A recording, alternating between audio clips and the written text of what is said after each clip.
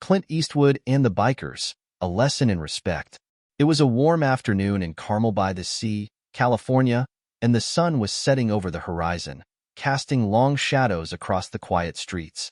The salty ocean breeze mixed with the scent of fresh pine, and the small town buzzed with tourists and locals alike, enjoying the last hours of daylight. Sitting alone at a corner table in a rustic little cafe was none other than Clint Eastwood. At 94 years old, he was still as sharp as ever, his steely blue eyes scanning the street as he sipped his coffee. Dressed in a simple button-down shirt and jeans, he blended in well, but there was no mistaking the legend that he was. He had spent decades cementing his reputation as an actor, director, and even a former mayor of this very town. But tonight, he was just a man enjoying a quiet evening. Or so he thought. The arrival of the bikers, the rumbling of motorcycles shattered the peaceful atmosphere as 5 leather-clad bikers roared into the parking lot. Their engines revved aggressively, drawing the attention of passers-by. They were big, rough-looking men with long beards, tattooed arms, and a cocky swagger that came from years of intimidating others. As they entered the cafe, the leader, a burly man with a skull tattoo on his neck, scanned the room. His gaze landed on Clint Eastwood, sitting alone at his table. "Well, well, well," the biker sneered, nudging his companions. "Look what we have here, boys. Hollywood royalty." The other bikers chuckled as they approached Clint's table. "Hey, old man," another one smirked, pulling up a chair without invitation. "Ain't you that cowboy from the movies?" Clint looked up, calm and composed, his expression unreadable. "Might be," he said in that unmistakable gravelly voice. The leader chuckled. "Man, you're ancient. What are you still doing here? Shouldn't you be in a nursing home?" His gang erupted into laughter. The cafe had gone silent, with other patrons nervously watching. Clint took a slow sip of his coffee, unfazed. "Just enjoying my evening. But I don't take kindly to disrespect." One of the bikers snatched Clint's coffee and poured it onto the table. "Oops, my hand slipped," he said mockingly. The room tensed. Clint let out a small sigh and reached into his pocket. The bikers leaned in, expecting him to shake with fear. Instead, he calmly pulled out his phone and dialed a number. The call that changed everything. The bikers laughed. "What, you calling 911?" one of them teased. Clint ignored them and spoke into the phone. "Yeah, it's me. I need a favor. 5 of them. How soon can you get here?" He listened to the response and smirked. "Good. See you soon." He set the phone down and leaned back, staring at the bikers with an amused glint in his eye. "Now, boys, I'd stick around if I were you. You're about to meet some friends of mine." The bikers exchanged nervous glances. Suddenly, their bravado wasn't so strong. A few minutes later, the sound of approaching vehicles filled the air. Only this time, it wasn't motorcycles. It was a convoy of black SUVs.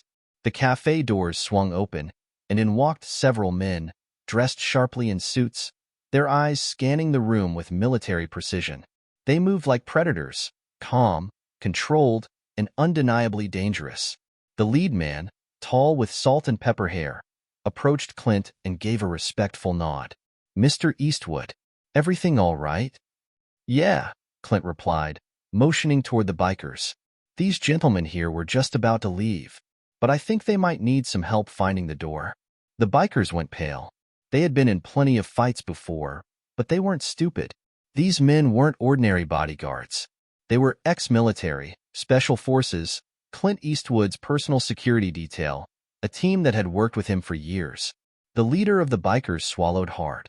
"Hey man, we were just joking around. No harm meant."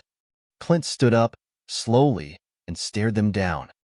"You know, I've played a lot of tough guys in movies, but the real tough guys?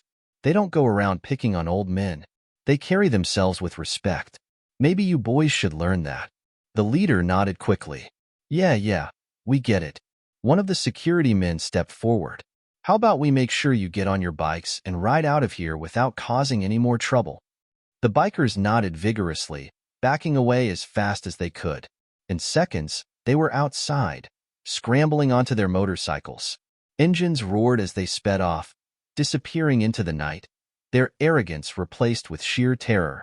The cafe erupted into quiet applause, and a few people came up to shake Clint's hand. Clint just smirked, picked up a fresh cup of coffee, and sat back down. "Now," he said, taking a sip, "where was I?" The aftermath. Lessons learned. As the sound of the bikers' engines faded into the distance, the cafe slowly returned to normal. The tension in the air had lifted, but the thrill of what had just happened still lingered. People whispered among themselves, stealing glances at Clint, who remained as composed as ever. One of the waitresses, a young woman with wide eyes, approached Clint hesitantly. "Mr. Eastwood, that was incredible." He gave her a small nod. "Just another evening," he said with a smirk. The leader of his security team, Jack Donovan, sat down across from him. "You sure know how to pick him, Clint," he said with a chuckle. Clint shrugged. "They picked me." Jack shook his head. "Still, you could have just walked away. Called us earlier." Clint took another sip of his coffee. "And let them think they run the place? Nah, you don't always have to fight, but you should never let bullies think they can win." Jack chuckled. Spoken like a true cowboy. The security team lingered for a few more minutes, making sure there were no lingering threats before nodding to Clint and heading back outside. They weren't just any bodyguards. They were a team of highly trained professionals who had worked with Clint over the years, ensuring his safety without making a big scene. Meanwhile, the bikers regret the gang of 5 bikers didn't stop riding until they were miles out of town. They pulled over at a dusty roadside bar, their hands still shaking from what had just happened. "What the hell was that, man?" one of them, a lanky guy with a snake tattoo, asked. "Who were those guys?" The leader, still looking pale, rubbed his face.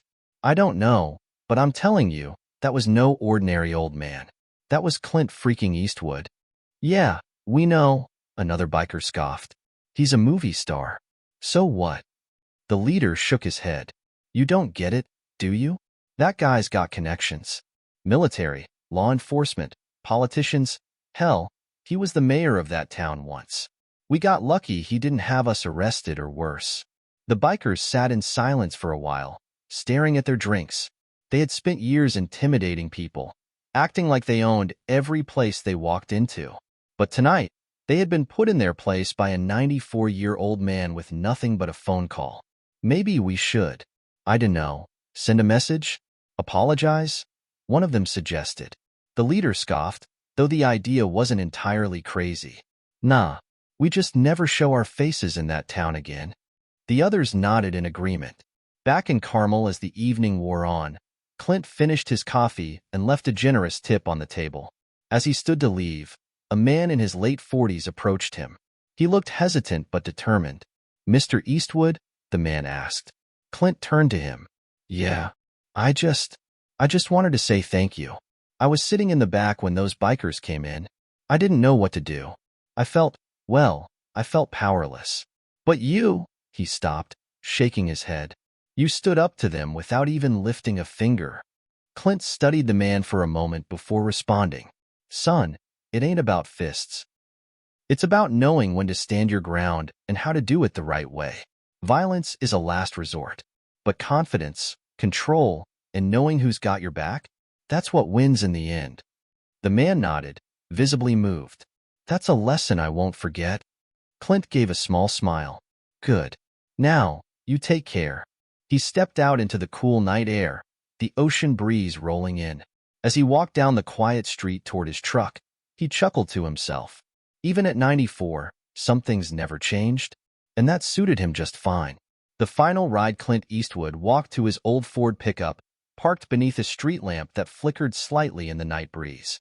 The town of Carmel by the sea had returned to its usual peaceful self, the incident with the bikers already fading into just another story.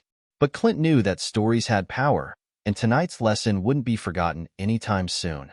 As he climbed into the truck, his hands steady on the worn leather wheel, he thought back on the years he'd spent in this world.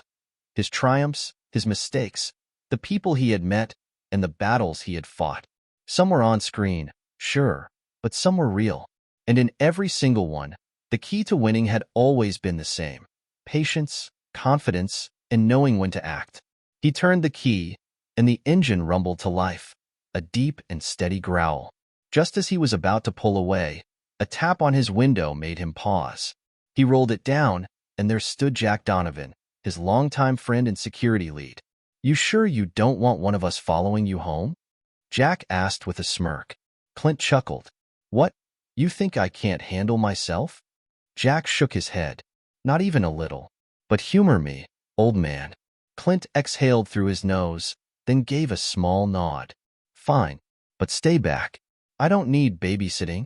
Jack grinned. "Wouldn't dream of it." Clint shifted into gear and pulled onto the road, the headlights illuminating the winding coastal highway ahead. The Pacific Ocean stretched endlessly to his left, the waves shimmering under the moonlight. A few miles down the road, he noticed another set of headlights in his rearview mirror. Jack was keeping his word, following, but at a respectable distance. Clint smirked. Some things never changed. As he drove into the night, he couldn't help but think about how quickly the world had changed around him. The actors, the music, the technology, hell, even the way people talked. But respect? That was something timeless. And if tonight had proven anything, it was that a little bit of respect could go a long way, even if it had to be taught the hard way. The road stretched ahead, the night peaceful once more. And as Clint Eastwood disappeared into the darkness, the legend rolled on.